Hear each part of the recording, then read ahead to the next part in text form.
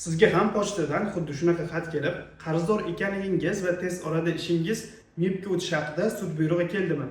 Buni hayron bo'ladigan joyi yo'q. Fuqarolik protsessual kodeksimizda sud buyrug'i tartibida ish yuritish mavjud. Ya'ni quyidagi ishlar bo'yicha sud taraflarni chaqirmasdan, sud muhokamasini o'tkazmasdan sud buyrug'ini chiqaradi.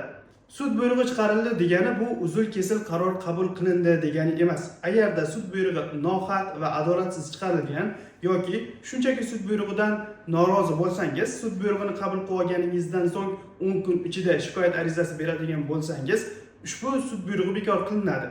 Sud buyrug'ini bekor qilish bo'yicha shablon arizani Telegram kanalimizga yuklab qo'yganmiz. Bemalol o'tib yuklab olishingiz mumkin. Siz 10 kunlik muddatni o'tkazib yuborgan bo'lsangiz, bu ham fojia degani emas. Agarda sizda o'tkazib yuborilgan muddatni uzrli deb topish bo'yicha asoslovchi hujjatlaringiz bo'lsa, o'tkazib yuborilgan muddatni uzrli deb topish bo'yicha ham iltimosnoma kiritsangiz bo'ladi.